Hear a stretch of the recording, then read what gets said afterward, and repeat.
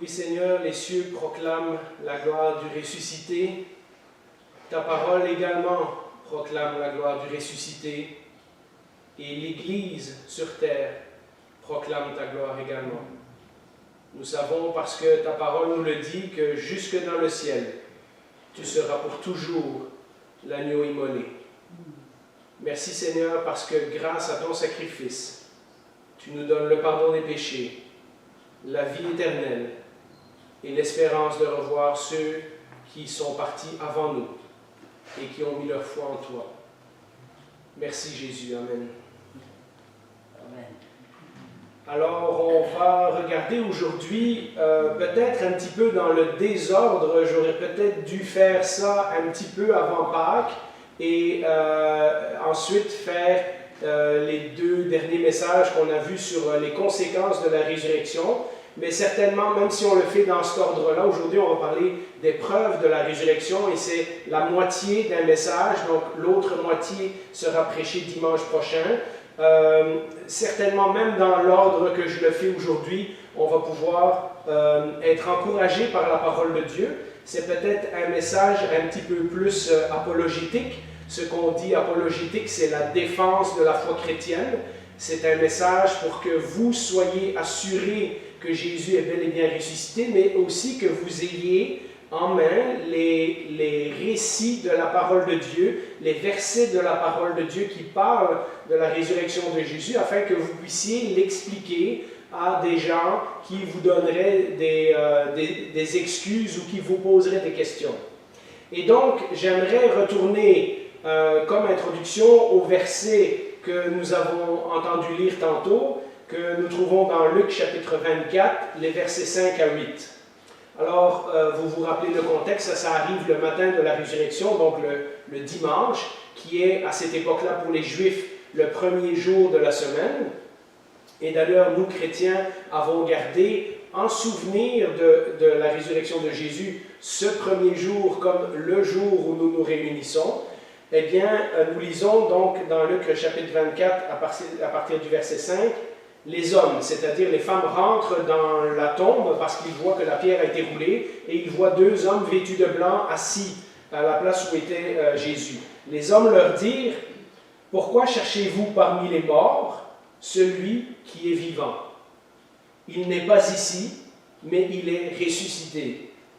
Souvenez-vous de ce qu'il vous a dit lorsqu'il était encore en Galilée. Il faut que le Fils de l'homme soit livré entre les mains des pécheurs, qu'il soit crucifié et qu'il ressuscite le troisième jour. » Elles se souvinrent alors des paroles de Jésus. Alors, ça peut sembler un peu drôle que nous lisons les évangiles et nous savons que Jésus a annoncé de nombreuses fois qu'il allait mourir. Et il semble de toute évidence que les gens de son entourage n'ont pas compris qu'est-ce que ça voulait dire. Ils n'ont même pas cru à sa mort jusqu'à ce moment-là, et certainement, ils n'avaient aucune idée de la résurrection, puisque dans tous les récits qui nous sont racontés sur la résurrection de Jésus, on voit que les disciples sont absolument surpris, et joyeux évidemment, mais totalement surpris de voir que Jésus est vivant.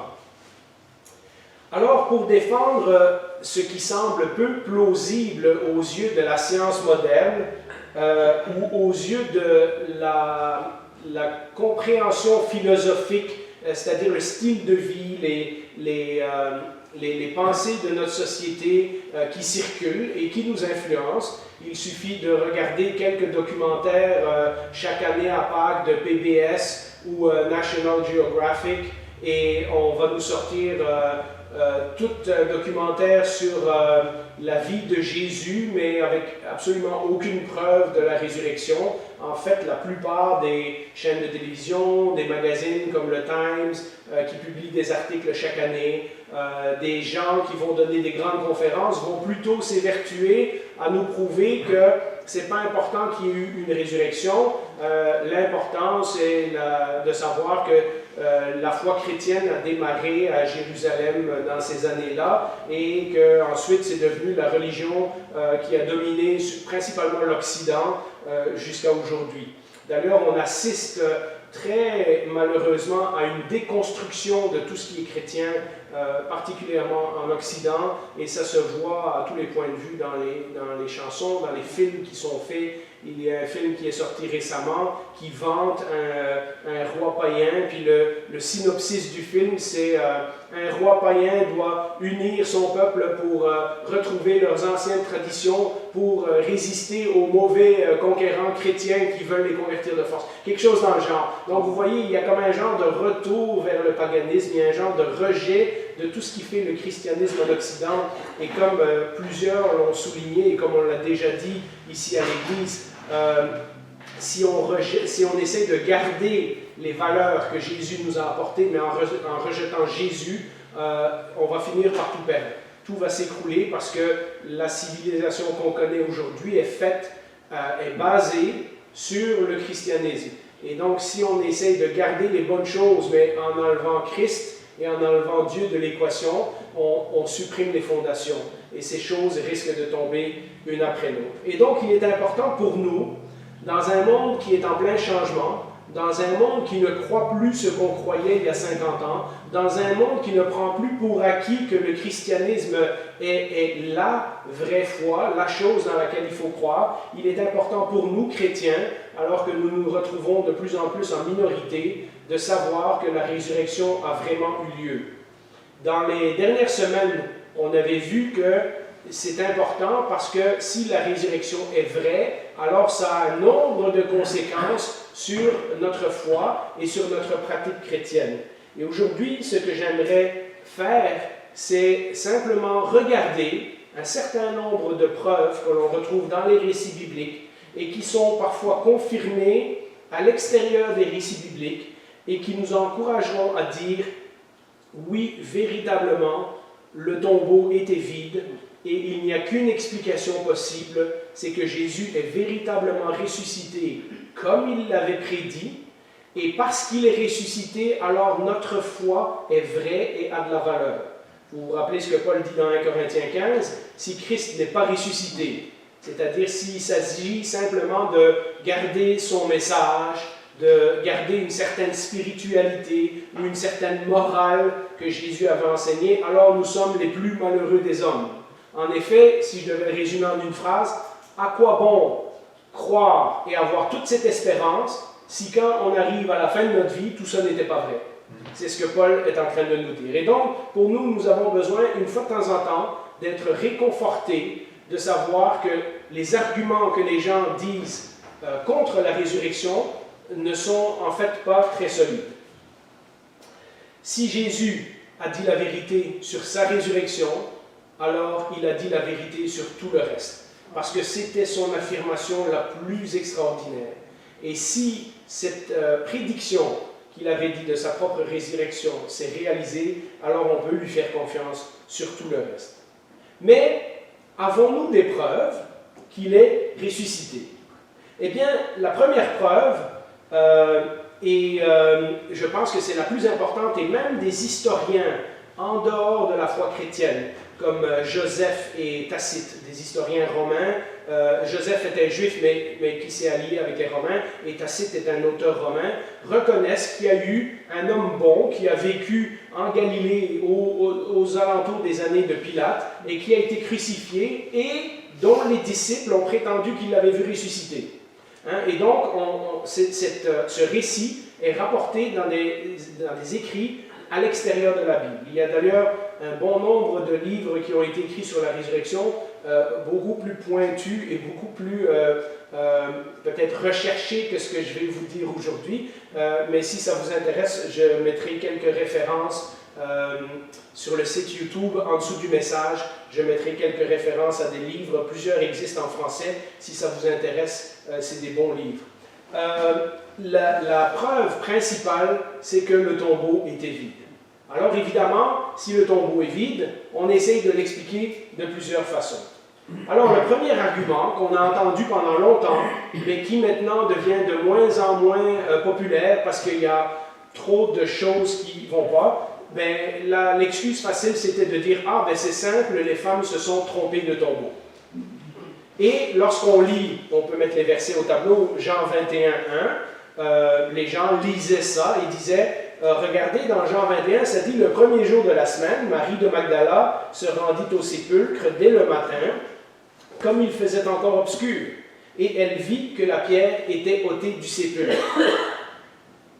Et les gens utilisaient ça pour dire, regarde, il faisait noir, elle s'est trompée de tombeau. Mais si on lit d'autres versions, dans Matthieu, dans Luc et celle que j'ai mis au tableau dans Marc 16, 2, ça dit, le premier jour de la semaine, elles se rendirent au sépulcre de grand matin, comme le soleil venait de se lever. Alors, pour ceux d'entre vous qui partent travailler à 5h30 le matin, vous savez exactement ce que ça signifie.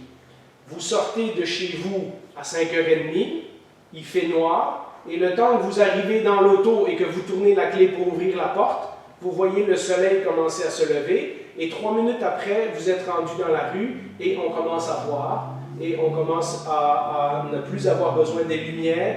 Donc, vous savez comment le lever du jour, comment le soleil se lève très rapidement. En 15 minutes, ça peut changer. Donc, on imagine très bien que Marie et les autres femmes ont pu partir quand il faisait encore noir. Et puis, le temps qu'elles arrivent au tombeau, il commence à être clair. D'ailleurs, Jean nous dit qu'elle vit que la pierre avait été ôtée du sépulcre. Donc, s'il avait voulu fabriquer une histoire, il aurait fait attention aux détails, il aurait peut-être changé le texte différemment. Le fait que c'est écrit comme ça a des airs de véracité. Une des choses que l'on va voir dans tous les versets qu'on va lire, c'est que ça aurait été beaucoup plus simple que les 4 évangélistes, s'ils voulaient inventer une histoire, écrivent tous les 4 la même chose. Et justement, ces petits détails qui font que des fois, on doit chercher et on doit creuser l'explication, prouvent qu'ils ont voulu raconter l'histoire dans leurs mots, de la façon que ça s'est passé. Un autre verset nous dit que Marie-Madeleine et Marie, mère de Jacques, avaient vu l'endroit où Joseph et Nicodème avaient déposé le corps. C'est dans Marc, chapitre 15, verset 47, et nous lisons ceci, Marie de Magdala et Marie, mère de José, regardaient où on le mettait. Donc, l'histoire, comment on explique l'histoire? C'est facile, c'est Joseph d'Arimathée et Pilate, c'est Joseph d'Arimathée qui est allé chez Pilate avec Nicodème, et ce sont les hommes qui portent le corps de Jésus jusqu'au tombeau. Rappelez-vous que c'est le tombeau de Joseph d'Arimathée, donc lui, il sait où c'est normal aussi qu'étant un homme étant plus fort, ce sont les hommes qui portent le corps, et les femmes suivent, et nous savons que ce n'étaient pas les seules femmes qui étaient là. De plus, on sait qu'elles reviennent le dimanche matin parce qu'ils n'ont pas fini de l'embaumer. C'est-à-dire qu'entre 3 heures de l'après-midi où Jésus est mort et 6 heures de l'après-midi où le sabbat commençait, on a dû se dépêcher d'aller chez Pilate, demander le corps, prendre Jésus, aller le porter au tombeau, et on a mis les épices et les aromates qu'on mettait sur un corps pour qu'il ne sente pas mauvais. On en a mis quelques-unes, mais on n'a pas fini de le faire parce que le sabbat approche. Et donc, les femmes reviennent le surlendemain, donc le dimanche matin, pour finir d'embaumer le corps. Et nous lisons dans Marc 16, verset 1, « Lorsque le sabbat fut passé, Marie de Magdala, Marie mère de Jacques et Salomé achetèrent des aromates afin d'aller embaumer Jésus. » Donc il n'y a pas juste ces 2 femmes, il y en a plusieurs. Et si on lit les récits, il semble y avoir 4 ou 5 femmes. Et donc on peut bien imaginer que peut-être 1 ou 2 d'entre elles se soient trompées, mais les 5, ça commence à faire un petit peu exagéré. À nouveau, si j'étais un apôtre et que j'avais voulu faire une histoire facile, une histoire fabriquée, je n'aurais pas mentionné des noms de différentes personnes au risque de peut-être me contredire ou de me contredire avec un des autres évangélistes qui écrirait quelque chose plus tard.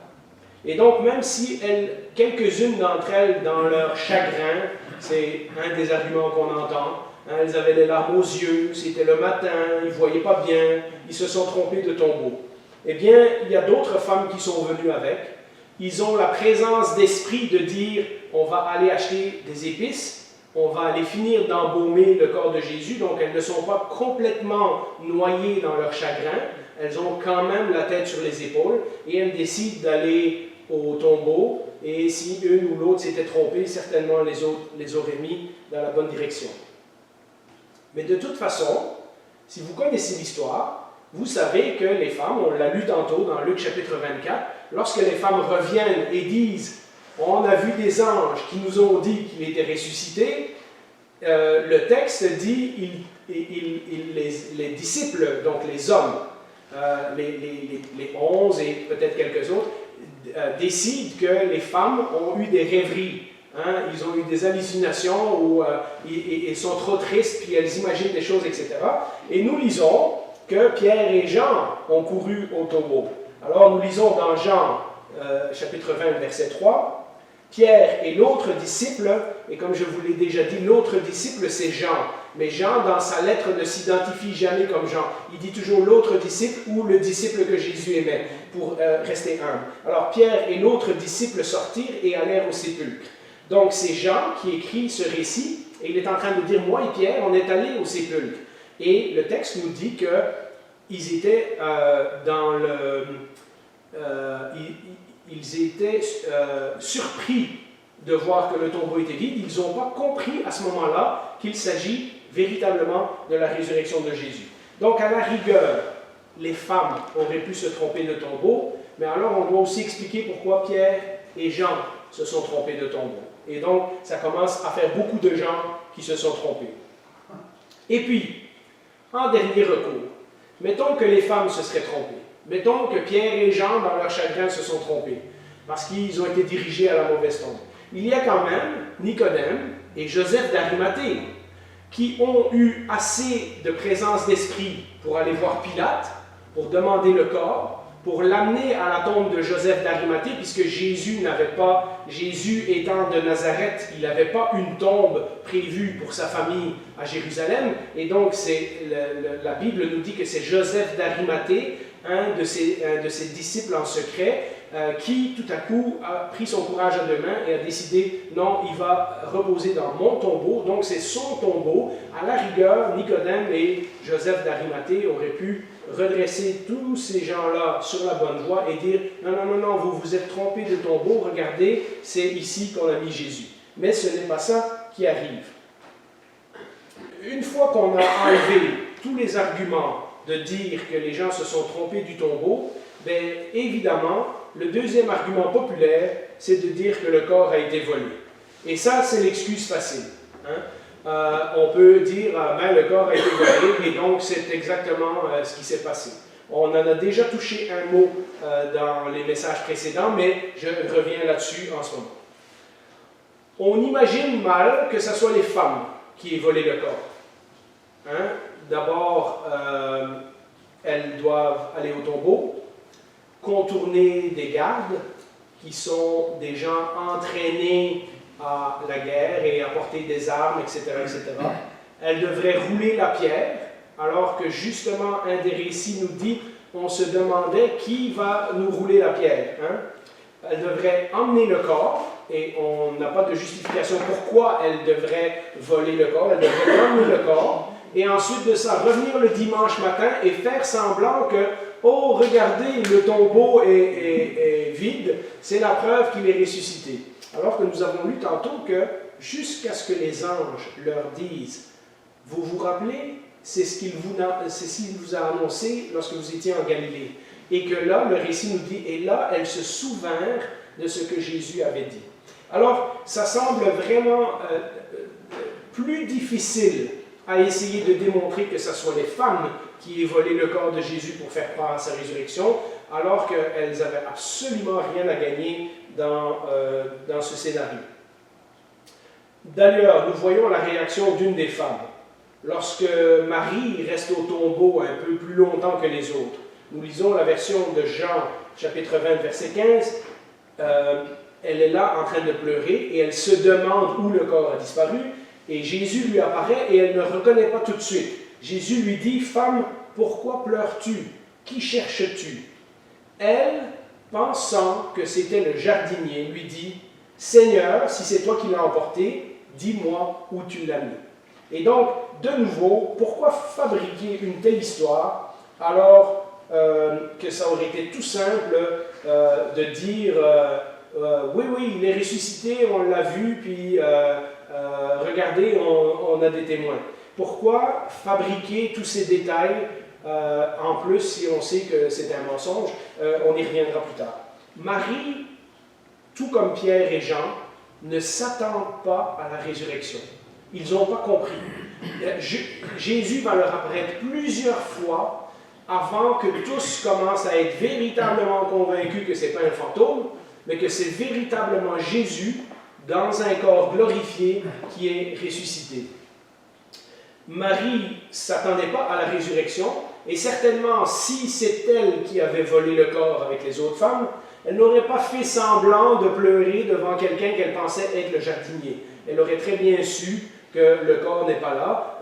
On ne voit pas quel rôle le fait qu'elle soit là en train de pleurer devant la tombe, ça rapporte quoi dans l'histoire? Ça ne fait que rajouter des détails inutiles, des détails, comme j'ai dit, qui pourraient être contredits par un autre évangéliste.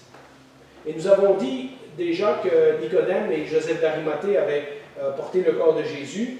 On peut penser que c'est peut-être eux qui ont volé le corps.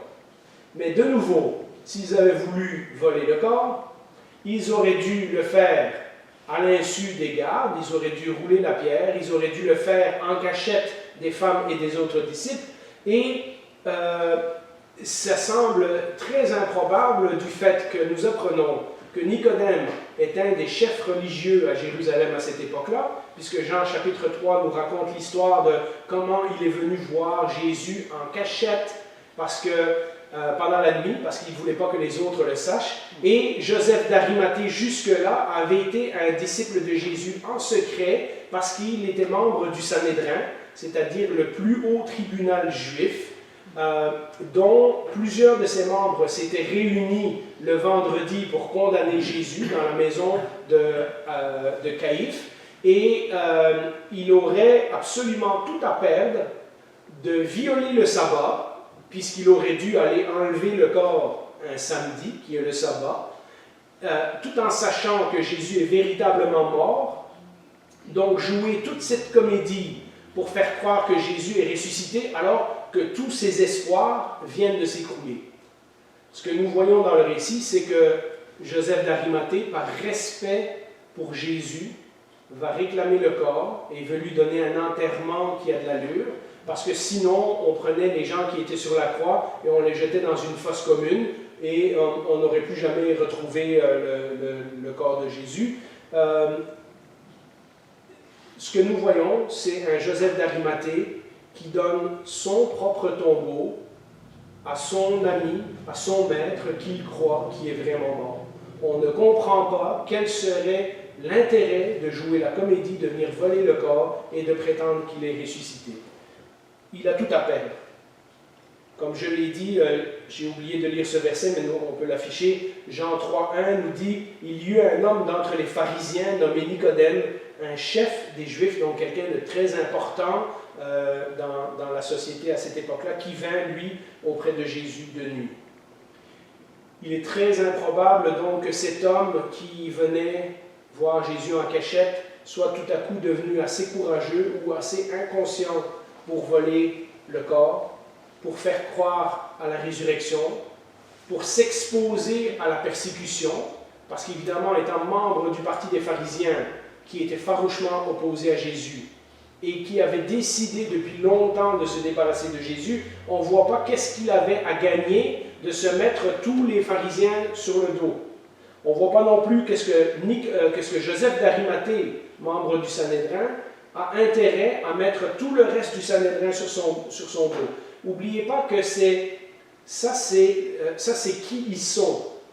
Ça, c'est leur position dans la société. Ça, c'est leur rôle de prestige. Une fois que Jésus est mort, et donc ce qu'il avait dit vient à leurs yeux de s'écrouler, il n'y a plus aucun intérêt à jouer la comédie. En tout cas, pas pour eux. On comprend que des gens de Galilée, qui n'étaient pas très instruits, qui n'étaient pas très riches, puissent croire dans un Messie et se faire des accroires, comme on dit, mais on ne comprend pas pourquoi Nicodème et Joseph d'Arimathée, qui sont d'ailleurs mentionnés par leur nom dans les évangiles et donc quelqu'un aurait pu très bien les retrouver et dire « Joseph, est-ce que c'est vrai que tu as été au tombeau et qu'il n'y avait personne dedans, etc. » On ne comprend pas qu'est-ce qu'ils avaient à gagner de jouer cette comédie.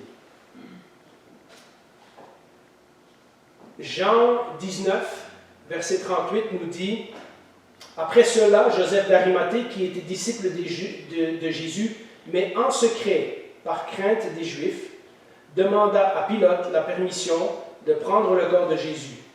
Et Pilate le permit. Il vint donc et prit le corps de Jésus. » Comme je l'ai dit, ces deux personnages sont identifiés par leur nom. On sait qui ils sont, on connaît leur fonction. Ils sont connus à Jérusalem et en Galilée. On peut donc les retrouver, on peut donc les retracer, on peut donc les confronter et dire est-ce que c'est vraiment comme ça que ça s'est passé? Ils avaient beaucoup plus à perdre que tous les autres dans cette histoire. Le Sanhédrin vient de condamner Jésus à mort. Et même si Joseph n'était pas là et n'a pas approuvé cette décision, il n'y a plus de raison pour lui de croire que Jésus est le Messie qui va libérer Israël, puisque Jésus est mort. Donc tous ses espoirs viennent de s'écrouler. Ils risquent de perdre tous deux leur réputation, ils risquent de perdre tous deux leurs privilèges, ils ont absolument tout à perdre et rien à gagner. Se faire citer comme témoin dans un récit qui aurait été fabriqué n'a pas de sens, à moins que ce qui est arrivé est vrai et que Joseph et Nicodème ne sont pas gênés que leur nom soit écrit là-dedans. Si j'étais Nicodème ou Joseph et que je sais que c'est un mensonge, j'aurais été voir Jean, j'aurais été voir Marc, j'aurais été voir Matthieu, Luc, et j'aurais dit, écoute, enlève mon nom parce que c'est pas ça qui s'est passé, je ne veux pas participer à cette mascarade.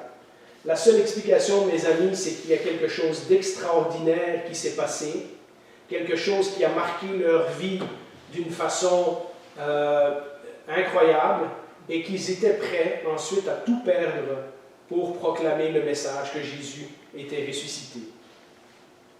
Alors, si ce n'est pas les femmes, si ce n'est pas Joseph et Nicodème, qui ça pourrait être? Alors évidemment, il reste les disciples. Et on peut penser, à premier abord, que oui, ce serait logique que les disciples qui ont suivi Jésus pendant 3 ans décident de faire croire à sa résurrection pour faire perdurer son message. C'est d'ailleurs ce qu'un nombre d'historiens non chrétiens essayent de justifier pour expliquer la naissance du christianisme.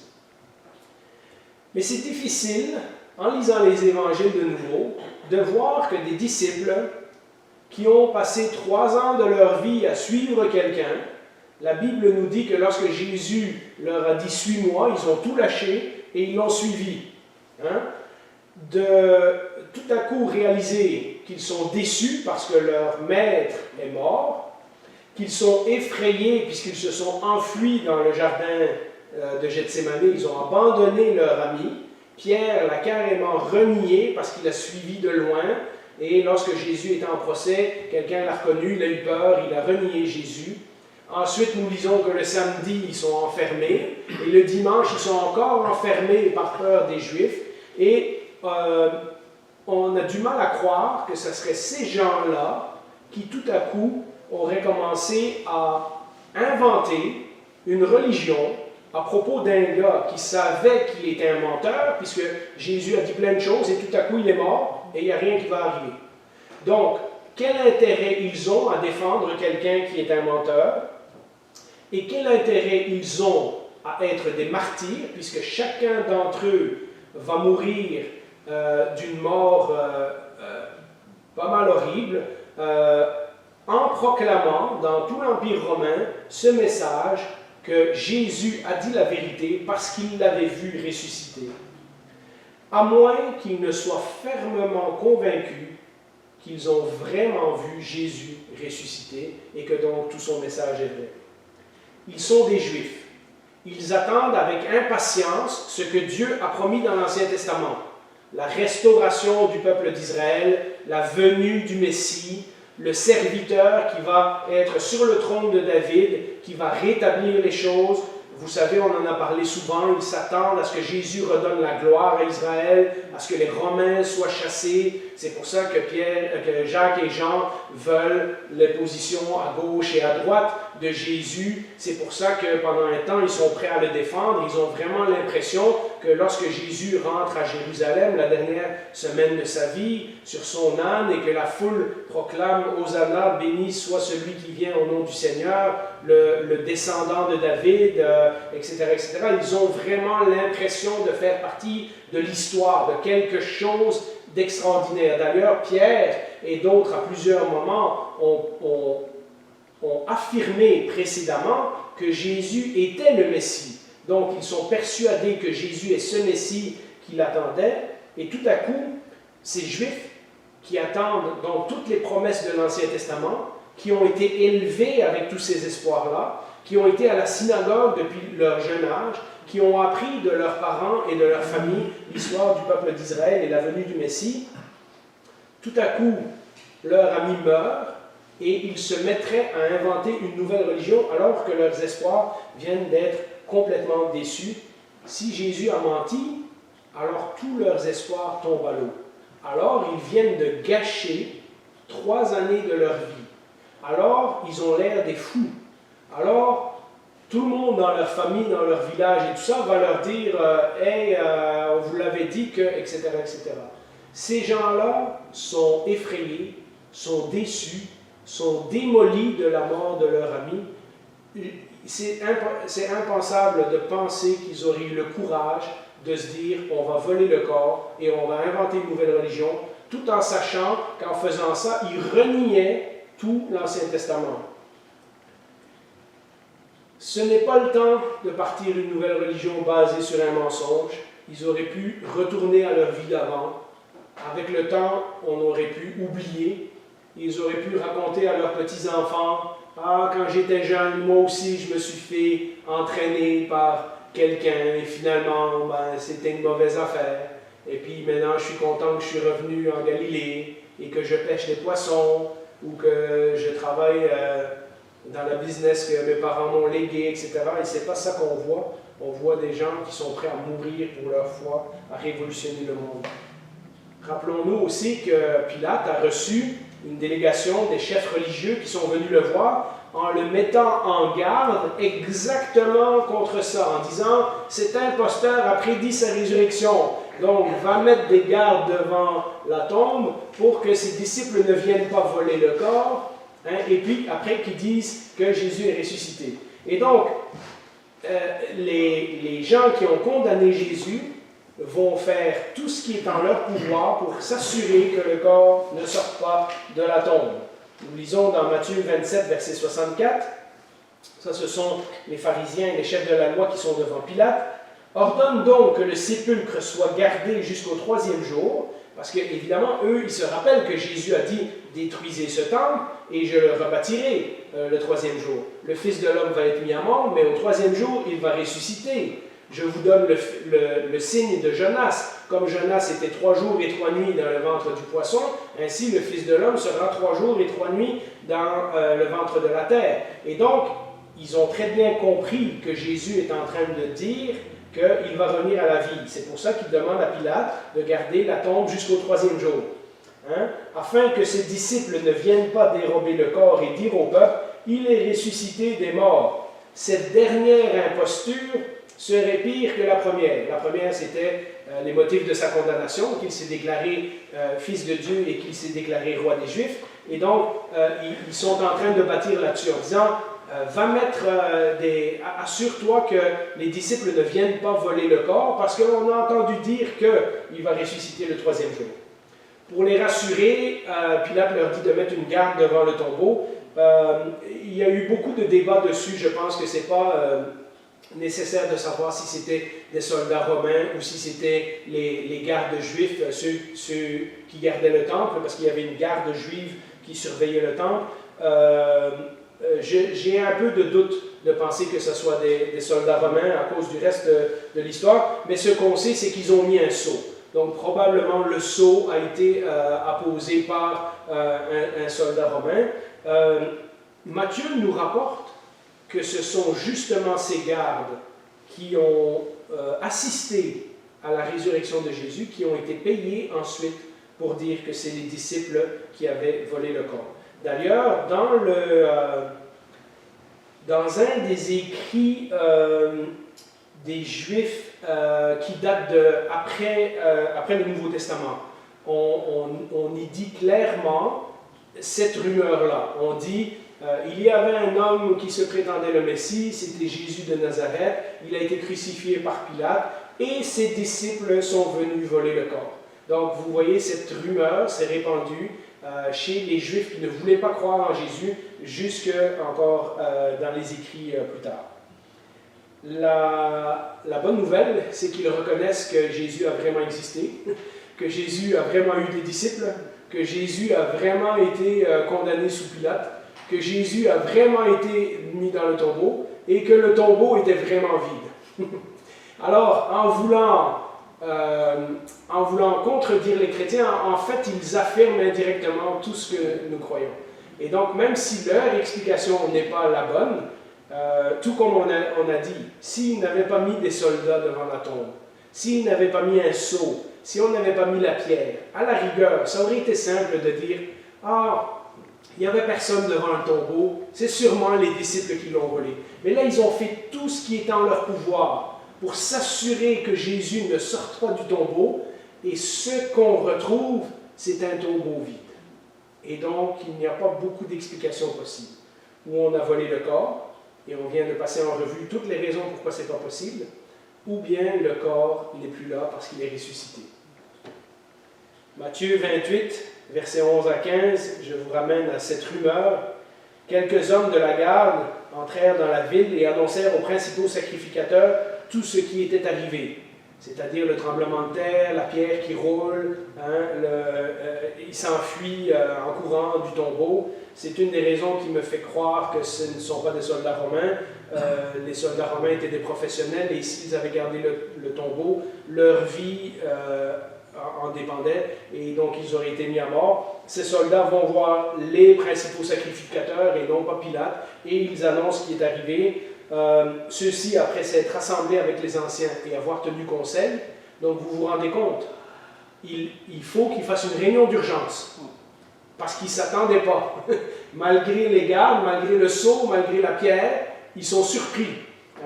Et ceux-ci, après s'être rassemblés avec les anciens et avoir tenu conseil, donnèrent aux soldats une forte somme d'argent en disant « Dites, ses disciples sont venus de nuit le dérober pendant que nous dormions. » Là encore, si c'était des soldats romains, ils avaient probablement été exécutés. C'est ce qui me fait croire que ce sont probablement les gardes du temple qui sont à la solde des pharisiens.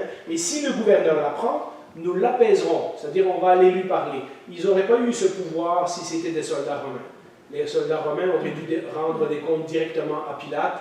Là, les pharisiens sont en train de dire, nous l'apaiserons et nous vous tirerons de peine. Les soldats prirent l'argent et suivirent les instructions qui leur furent données, et ce bruit s'est répandu parmi les Juifs jusqu'à ce jour. Et puis si on continue avec les soldats, est-ce que les disciples, s'ils avaient volé le corps, alors que c'est hautement improbable, auraient pris en plus la peine de défaire les bandelettes qui entouraient son corps et de les plier sur le côté, comme un des récits nous raconte? Est-ce que ça aurait valu la peine d'ensuite retourner le dimanche matin et faire la comédie, tout comme Marie et Salomé et les autres femmes, et alors tout le monde se retrouve dimanche matin devant le tombeau. Ah ben tiens, regardez, le tombeau est vide, alors qu'ils savent qu'ils viennent de voler le corps à la veille. Et puis il aurait suffi simplement de faire venir les soldats, de les confronter et dire « Oui, c'est lui et lui qui sont venus voler le corps, je le reconnais. » On aurait arrêté les disciples, on les aurait forcés à avouer où ils avaient mis le corps, etc. Pourtant, les disciples, après ce dimanche matin, n'ont plus peur des soldats et ils sont prêts même à mourir pour leur foi. Les seules autres personnes qui restent, qui auraient pu voler le corps, c'était les autorités juives ou les autorités romaines, afin, justement, d'empêcher que les disciples fassent croire à la résurrection de Jésus. Mais un argument de taille rend cette explication impossible. Les disciples, quelques semaines plus tard, commencent à remuer Jérusalem et plus tard tout l'Empire romain avec le message que Jésus, leur Messie, est ressuscité. Et notamment à la fête de la Pentecôte, nous en parlerons dans quelques semaines lors de l'Ascension, quand des Juifs du monde entier sont présents. Lisons dans Acte 2, verset 5. « Or, il y avait en séjour à Jérusalem des Juifs, hommes pieux, de toutes les nations qui sont sous le ciel. » Lors de cette fête, les autorités n'auraient eu qu'à montrer le corps de Jésus. Si c'est eux qui l'avaient volé, ils auraient pu dire simplement, ben non, regardez, c'est nous, on l'a pris, on l'a mis dans un autre tombeau. Regardez, il n'est pas ressuscité. Hein? On a son cadavre ici. Son corps était probablement facile à localiser, puisque tout ça se passe à Jérusalem, et que le christianisme est né à Jérusalem. Il aurait suffi de montrer le corps de Jésus le jour de la Pentecôte, et le christianisme aurait disparu ce jour-là. Or, ce que nous lisons, c'est que 3000 personnes se sont converties. Si on voulait tuer une religion, ça aurait été le moment de le faire. Et pourtant, personne ne peut produire le corps mort de Jésus. Au contraire, on sait que dans les mois et dans les années qui vont suivre, les disciples ont été arrêtés de nombreuses fois, ont été menacés, ont été fouettés, qu'ils ont été sérieusement mis en garde de ne pas prêcher ce message, et à aucun moment on arrive à leur dire « Arrêtez vos niaiseries, regardez, le corps est là ». Lisons deux passages dans Acte 4, versets 1 et 2. « Tandis que Pierre et Jean parlaient au peuple, survinrent les sacrificateurs, le commandant du temple et les Sadducéens, mécontents de ce qu'ils enseignaient le peuple, et annonçaient en la personne de Jésus la résurrection des morts. » Et plus tard, de nouveau, on les met en prison, on leur dit de ne pas parler. Le lendemain, ils recommencent à parler de Jésus. Et donc, les chefs de la loi se réunissent de nouveau et ils suivent l'avis d'un de leurs chefs. Ils se rangèrent à son avis et ayant appelé les apôtres, ils les firent battre de verges. Donc ça, c'était 30 et plus coups de fouet.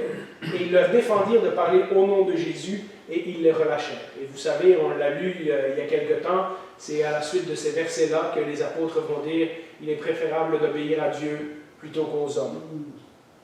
Pensez-vous que ce message de dire à Jérusalem même que Jésus, que les pharisiens et les chefs de la loi avaient crucifié, était ressuscité, n'aurait pas suffisamment dérangé ces gens pour qu'ils fassent tout en œuvre pour retrouver le corps et produire le corps et dire « Arrêtez d'en parler, Jésus est mort, regardez, on a son corps ici. » Et les disciples, sachant en plus que ça aurait été une histoire inventée, une imposture, vous pensez qu'ils n'auraient pas eu peur de risquer leur vie à tout moment si on avait retrouvé le corps? S'ils l'avaient caché même quelque part et qu'on avait pu retracer le corps? Ça veut dire qu'ils auraient été condamnés à mort pour leur imposture, mais en plus de ça, ça veut dire qu'ils auraient rejeté toute la religion qu'on leur avait enseignée, toute la foi biblique, tout l'Ancien Testament, tout ce qu'ils avaient appris depuis leur jeune âge au profit d'un mensonge. Ça ne fait pas de sens à moins que Jésus ait véritablement ressuscité comme il leur avait dit. Alors, et je me dirige vers la fin de ce message pour aujourd'hui. Je ne pensais pas que j'aurais autant de points, mais la seule explication que tous ces gens étaient prêts à mourir pour leur foi. Et on verra comment l'Église s'est multipliée et comment, en plus des disciples, il y a beaucoup d'autres gens qui étaient prêts à être persécutés pour leur foi. La seule explication, c'est que ces gens-là ont véritablement vu Jésus vivant, ou en tout cas quelqu'un qui croyait qui était Jésus et qui était vivant. La seule explication qui peut transformer une vie comme ça, c'est qu'ils ont vu quelque chose d'extraordinaire. Alors, ça nous amène à l'autre question, si le tombeau est vide et que toutes les évidences pointent qu'on n'a pas le corps de Jésus. Il y a d'ailleurs, peut-être quelques années, vous avez peut-être entendu parler, c'est toujours les mêmes gars en passant, hein. Si vous regardez, c'est James Cameron, le gars qui a fait Titanic, Il est intéressé dans ces genres d'affaires antiques et je ne sais pas pourquoi, il met beaucoup d'énergie à essayer de prouver que certains récits bibliques ne sont pas exactement comme on pense. Et il est toujours associé avec un autre archéologue juif. Supposément qu'ils auraient retrouvé dans les décombres à Jérusalem une tombe et ils auraient découvert là une petite boîte parce que quand le corps était décomposé, on prenait les os et on les mettait dans une petite boîte pour gagner de la place. C'est d'ailleurs pour ça qu'on met les épices, c'est pour que le corps ne sente pas mauvais pendant qu'il décompose. Et un an après, on prenait les os et on les mettait dans une boîte. Il aurait découvert un tombeau à Jérusalem où il y aurait une boîte, Joseph, Marie, même Jacques, le frère de Jésus, et puis Jésus de Nazareth. C'est farfelu comme ça se peut pas. Jésus et sa famille n'auraient pas pu avoir une tombe à Jérusalem, alors que tout le Nouveau Testament nous dit Jésus de Nazareth, Joseph de Nazareth, Marie de Nazareth, toute sa vie se passe à Nazareth, il est installé à Nazareth, sa famille vit à Nazareth, c'est là qu'il fait, ou dans la région, qu'il fait son ministère. On ne comprend pas pourquoi la famille aurait été enterrée à Jérusalem. Et puis après, on a fait des recherches et on s'est rendu compte qu'il tire un peu l'élastique dans tous les sens, parce que les lettres, ça peut vouloir dire un autre nom, puisque vous savez qu'en hébreu, les voyelles ne sont pas inscrites, donc parfois avec les consonnes, on peut penser que c'est ce nom-là, mais ça pourrait être un autre nom. Et puis Marie, Joseph, Jacques et Jésus, qui est en fait Josué, sont des noms courants, donc ça ne veut absolument rien dire. Si Jésus avait été crucifié, certainement on aurait retrouvé dans ce squelette les trous, les trous dans les os. Il n'y a pas ça. Fait que c'est une fabrication. Là, ils ont trouvé quelque chose et ils ont voulu démolir la foi chrétienne, mais on n'a pas retrouvé le corps de Jésus. La chose qui est claire, c'est que le tombeau est vide. Alors, l'autre question qui se pose reliée à ça, c'est est-ce que Jésus n'est pas vraiment mort? Parce que ça, c'est ce qu'on a voulu dire. Ah, mais l'explication, s'il n'a pas été volé, c'est que Jésus n'était pas vraiment mort, mais qu'il est sorti du tombeau. Alors, ça, c'était une thèse qui a été popularisée déjà il y a peut-être une centaine d'années, puis elle revient régulièrement dans les débats. C'est ce qu'on appelle la thèse de l'évanouissement. Mais elle est tout aussi difficile à prouver. Lorsque nous lisons les évangiles, et nous savons que les évangiles décrivent la crucifixion dans des détails très précis. Lorsque nous lisons des livres par des auteurs romains et autres, nous savons que c'est exactement comme ça que se passait une crucifixion. La crucifixion est un supplice horrible. Vous vous rappelez, lorsqu'on a parlé du procès de Jésus, il a passé toute la journée de jeudi à enseigner ses disciples. Ensuite, au soir, ils mangent le souper ensemble. Ensuite, ils s'en vont au jardin de Gethsémanée. Là, il est arrêté. Il est traîné d'un procès à l'autre. Il est battu à chaque fois, et de pire en pire. Il reçoit une couronne d'épines. Il est flagellé par les Romains. Les Romains sont des spécialistes de la crucifixion. Quand ils mettaient à mort quelqu'un, ce sont des soldats de carrière, ce sont des gens qui passent des années dans l'armée, ils savent exactement comment exécuter quelqu'un, comment faire souffrir quelqu'un, comment torturer quelqu'un. Donc on peut mal imaginer qu'ayant subi tous ces supplices pendant plus de 24 heures, que Jésus, qui était tellement mal en point qu'il avait du mal à porter sa propre croix et qu'on a dû demander à un passant de le porter, aurait pu survivre à être cloué sur une croix pendant plusieurs heures avec des clous dans les mains, dans les pieds, les pertes de sang et toutes ces choses-là. On lit dans Matthieu 27, verset 26, alors Pilate leur relâcha Barabbas, et après avoir fait battre de verge Jésus, il le livra pour être crucifié. Alors non seulement Jésus a déjà été maltraité lors de son apparition devant Anne et devant Caïphe, dans le cas de Hérode, les soldats se sont juste moqués de lui, mais on lit dans certains récits que les gens le frappaient avec un bâton et disaient « devine qui t'a frappé », que les gens l'injuriaient, crachaient dessus, etc. Et puis là, c'est les soldats romains. Les soldats romains avaient un fouet, enfin si vous avez vu le film La Passion de Mel Gibson, on voit Jésus avec le dos en lambeaux. Certaines personnes ont dit que Jésus aurait probablement été encore plus magané que ce qu'on voit dans le film. On a du mal à imaginer qu'il aurait pu ensuite supporter pendant des heures d'être planté sur une croix, qu'il se serait évanoui, que selon ces théories, on l'aurait mis dans la tombe sans que personne ne se rende compte qu'il était vraiment mort, que 36 heures après, sans eau, sans nourriture, sans soins médicaux, il soit revenu à lui, qu'il ait pris la peine de plier les bandelettes, puis qu'il ait roulé la pierre, qu'il ait passé les gardes dans l'état où il était, que vous vous rappelez, tout de suite après avoir apparu aux femmes, il apparaît aux disciples d'Emmaüs, qui sont en train de s'en aller, qui est une douzaine de kilomètres de Jérusalem. Il marche avec eux, il mange avec eux, tout à coup il disparaît, et tout ça sans que personne se soit rendu compte qu'il était en mauvais état. C'est encore une fois l'explication que les gens qui ne croient pas essayent d'avancer est plus incroyable que de croire que ça s'est passé comme les évangiles le disent. Il aurait ensuite vécu 40 jours, il serait apparu à différents endroits, à différents disciples, à différents groupes de personnes, ce qui veut dire évidemment en fin de compte qu'il aurait menti sur toute la ligne, puisqu'il n'est pas vraiment mort. Donc il joue la comédie, il sait très bien qu'il n'est pas le Messie. Il aurait menti aux brigands sur la croix en disant « Tu seras avec moi au paradis » alors qu'il sait très bien qu'il n'ira pas au paradis. Il aurait aussi menti à ses disciples en leur faisant croire qu'il était ressuscité et il les aurait envoyés à une mort certaine. Ses amis, il leur aurait dit d'aller prêcher un message. Il sait très bien qu'ils vont finir tous par mourir pour ce message, tout en sachant que lui-même était un menteur. Ce portrait ne ressemble absolument pas au portrait de Jésus que nous trouvons dans tout le reste des évangiles. Enfin, n'oublions pas que Pilate a été surpris que Jésus est mort aussi rapidement. Et il fait vérifier par un soldat que Jésus est véritablement mort. Lorsque Joseph d'Arimathée va le voir, il lui demande le corps de Jésus. Pilate est surpris. Nous lisons dans Marc 15, versets 44 et 45, Pilate s'étonna qu'il soit mort si tôt. Il fit venir le centenier ou le centurion et lui demanda s'il était mort depuis longtemps. S'en étant assuré par le centenier, il donna le corps à Joseph. Les soldats romains étaient des professionnels de la crucifixion.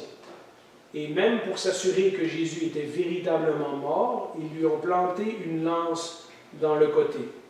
C'est d'ailleurs une des raisons pourquoi ils ne lui brisent pas les jambes, parce que pour que quelqu'un meure plus vite, on lui cassait les jambes, ce qui veut dire qu'il se retrouvait sur la croix, impossible de se relever, et il mourait asphyxié. Et la raison qu'on ne casse pas les jambes à Jésus, évidemment, c'est pour accomplir une prophétie de l'Ancien Testament. Mais ça, les soldats romains ne le savent pas. La raison qu'ils ne lui cassent pas les jambes, c'est qu'ils sont certains qu'il est mort. Et donc la thèse de l'évanouissement est encore plus incroyable que de croire à ce qui est véritablement arrivé, que les gens ont vu Jésus ressusciter et que suite à ça, ils ont révolutionné le monde au point de donner leur vie pour le message. En conclusion, frères et sœurs, j'aimerais vous dire aujourd'hui que si, comme Paul le dit dans Corinthiens 15, si Christ n'est pas ressuscité, alors toute notre foi est vaine, mais Paul est encore plus brutal. Alors nous sommes encore dans nos péchés et nous sommes perdus. C'est absolument vital pour nous d'être certains que Jésus est ressuscité.